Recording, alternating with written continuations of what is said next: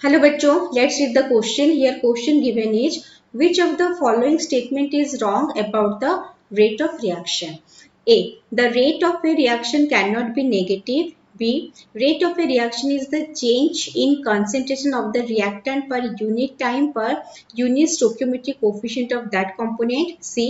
Average rate and instantaneous rate are always different. D. Rate may depend upon the surface area of the reactant. Okay, तो यहाँ पे question क्या given है, यहाँ पे जो क्वेश्चन गिवन है कि इनमें से कौन सा स्टेटमेंट है जो कि रॉन्ग है. तो इस क्वेश्चन का जो की कॉन्सेप्ट है वो क्या है? की कॉन्सेप्ट है कि हमें जो सारे स्टेटमेंट को अच्छे से एनालाइज करना है और फिर फाइंड आउट करना है कि कौन सा स्टेटमेंट ट्रू है, कौन सा स्टेटमेंट फॉल्स है. ओके, मतलब कौन सा है जो करेक्ट है, कौन सा है जो इनकरेक्ट है. तो फर्स्ट स्टेटमेंट जो है, rate of A reaction can not be negative. तो ये जो स्टेटमेंट है वो करेक्ट है कि रेट ऑफ रिएक्शन वो हमारा जो है वो नेगेटिव नहीं होता. ठीक है, वो नेगेटिव नहीं होता, वो पॉजिटिव ही रहेगा. नेक्स्ट है ऑप्शन बी में, rate of A reaction is the change in concentration of the reactant per unit time per unit stoichiometric coefficient of that component. Yes, ये भी करेक्ट है. सपोज हमने कुछ ले लिया है A plus B reversible C plus dt. तो हमें यहाँ पे अगर रेट ऑफ रिएक्शन निकालना है इन टर्म्स ऑफ ए, अगर हम निकाल लेंगे तो कैसे निकालेंगे?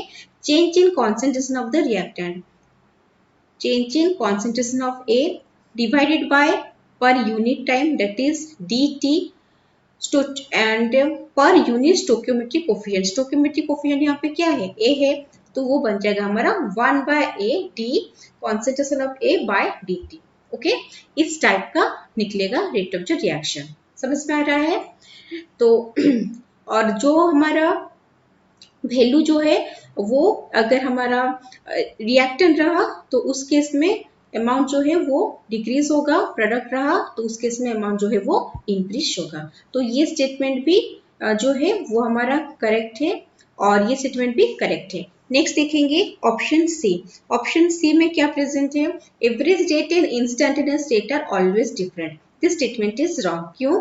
क्योंकि जो एवरेज रेट और इंस्टेंटेनियस रेट है वो डिफरेंट हो सकते हैं और वो सेम भी हो सकते हैं. ठीक है, किस कंडीशन में सेम होंगे? In case of zero order reaction ये दोनों का वैल्यू जो है वो सेम आएगा, इसलिए वो स्टेटमेंट रॉन्ग है. नेक्स्ट है, रेट में depend upon the surface area of the reactant. Yes, it is true. Okay, ये स्टेटमेंट करेक्ट है. अगर ज्यादा सरफेस एरिया ऑफ एक्सपोजर रहेगा तो रेट ऑफ द रिएक्शन भी इंक्रीज करेगा. ओके, तो जो क्वेश्चन है, which of the following statement is wrong about the rate of reaction, तो करेक्ट आंसर क्या होगा? That is option C. Okay, I hope you understood well. Best of luck.